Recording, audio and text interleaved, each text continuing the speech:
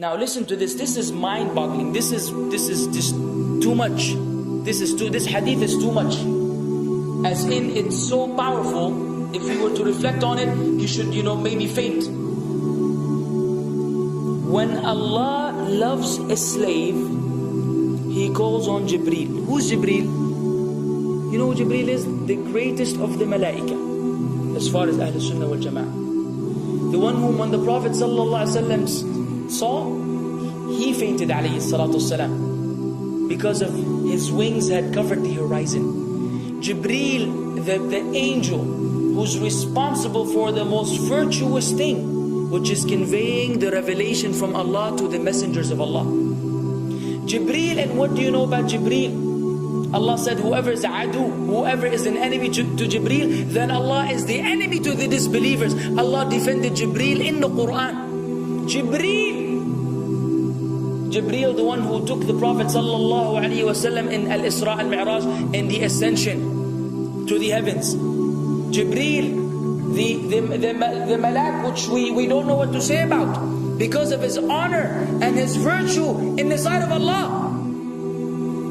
Allah will call on him to share with him the love which He has for you. Allah doesn't need to do this. He could not do this, but Allah likes to do this, so He does it. He says, I love Fulan. Now I want you to think that Fulan is you. Whatever your name is, Ahmad, Mayrook, whatever your name is. Imagine Allah above the heavens, above the throne, in His greatness and His majesty, which is beyond our human comprehension, calls out to Jibreel to inform him that He loves you. And then only that, فَأَحِبَّهُ, then He commands Jibreel to love you also. So Jibreel now loves you. Allah and Jibreel love you. But it doesn't end there. Jibreel then will call upon the inhabitants of the sama. Who are they? All the malaika. How many? We can't even count. Trillions and trillions of malaika which Allah created beyond our, again, human comprehension. All of them are commanded simultaneously to love you. First Jibreel says, Allah loves Fulan, so now you have to love him. Then all of the angels in the heavens love you. Then Allah will place acceptance for you on earth. So people will love you. Not everyone. You may be saying, why do I have enemies? People who love the Sunnah will love you. The people who love Allah and His Messenger will love you. The people who are upon the correct aqidah and methodology will love you. Other people may hate you because of a problem in them, not because of a problem in you. Because you may say, well, this fasiq, this evil, disobedient person doesn't love me. Don't expect him to love you. He loves people like himself. Who will love you? Righteous people. Righteous people. They don't know why. They don't even know why. You've never even given them $1 or a riyal or a pound. You've never done anything for them. Maybe you scream at them. Maybe you do other things. It's Allah. Why? Because Allah had loved you first, then Jibreel had loved you first, then the malaika loved you afterwards, then Allah put acceptance for you on earth, so people have no choice but to love you. We ask Allah to make us among them. Now what better than that? What else do you want? What else do you want? What? If you're a person whom Allah loves, in every movement you go, you do, you spray, you sleep, whatever you do, you are among those whom Allah loves and Jibreel loves and the angel loves. What else do you want, ya akhi? You're guaranteed success in this life and in the life to come. Guaranteed. No way Allah will punish you. No way. No way Allah will punish someone whom He loves. But the hadith doesn't stop. The hadith has a very saddening continuation, which we should seek refuge with Allah from. وَإِذَا أَبْغَضَ عَبْدًا, and if Allah hates a slave, He also calls on Jibreel. And He informs Jibreel that He hates this person. So He will command Jibreel to hate this person. Then Jibreel will tell the angels to hate this person. Then Allah will put hatred for him on earth. La ilaha illallah. Imagine you walking upon the planet, the face of the earth which Allah created, while Allah hates you, and the angels hate you, and Jibreel hate you, and the righteous people hate you. What a sad state for a human being. And ikhwan, we could be one of those as well. If If you are prideful, arrogant, you are qualified for this hatred, because Allah does not love kulla mutakabbirin jabbar. Allah does not love the arrogant, the prideful. If you go against the sunnah, then Allah does not love those who go against the sunnah. If you don't observe taqwa, and you don't observe ihsan, and you don't observe tawbah and tatahur, then again we are disqualified. If you, many things which we can mention, many things which will bring about Allah's hatred and deprive us of Allah's love. It's a very sensitive situation, meaning right now, you have to be one of these two. Either Allah loves you or He doesn't. But there's always good news, even for those people whom we can be amongst.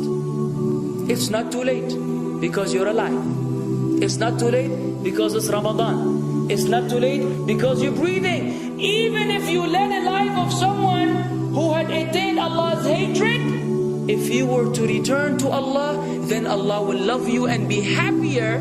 He will be so happy with your tawbah than a man who lost his mount in the desert. Upon it was his food and his drink, and then he waited under a tree for death, and all of a sudden he opened his eyes and he sees his camel or his horse or whatever that was right in front of him, and he gets so happy. He said, Allahumma anta abdi wa ana rabbuka. Oh Allah, you are my slave and I am your Lord. Kufr. He said a statement of kufr, but the Prophet ﷺ said, أَخْطَأَ مِنْ شِدَّةِ الْفَرَحِ. He made a mistake because he's so happy. You know when you're so happy that you may say things against what you want to say? When you're so happy that you just, you say words that mean nothing to anyone? Allah is happier when you return to Him than that person. What else do we want? For how long are we going to stay away from Allah? For how long are we going to lead the life of the heedless? For how long are we going to go against the sunnah? What are you waiting for? Death? Death. حتى إذا جاء أحدهم الموت قال رب ارجعون لعلي أعمل صالحا فيما تركت كلا. Until when death comes to one of them, you say, oh Allah, allow me to return so that I may do good in that which I left behind. And it will be said to him, no, it's only a word. إِنَّهَا كَلِمَةٌ هُوَ قَائِلُهَا. It's nothing but a wish and a word he will have. It will not be fulfilled. Let us not wait for death, ya akhwan. If each one of us here, by Allah, if each one of us here acted upon the sunnah, lived according to the sunnah, and invited people to the sunnah, and enjoyed what is good, and forbade what is evil, wallah, we will make a major change in the city in which we live. And if Muslims hearing this all over the world had that same attitude, then we will change the condition of the whole ummah. So no enemy can come and play games with us. We will squash them, all of them. Because Allah will defend. إِن تَنْصُرُ اللَّهِ يَنْصُرْكُمْ وَيُثَبِّتْ أَقْدَامَكُمْ. If you aid Allah's deen, Allah will aid you and will keep your feet firm. But we don't even live according to the sunnah, let alone be given victory over the enemies. So we're being humiliated in everywhere we go in the world. So let us make that change. Now that Ramadan is here, now that you've been given this sudden inclination towards good, if we don't succeed, if we don't take advantage of this month, wallahi, we are losers. If Ramadan ends and you are the same way you were before Ramadan began, then one of us is a loser. If we don't return to Allah after Ramadan, then we are losers as well. So tonight, bi'idhnillah, always on our mind, attaining Allah's love, acquiring Allah's love, fetching for the sunnah, and acting upon it whenever we're able to do so.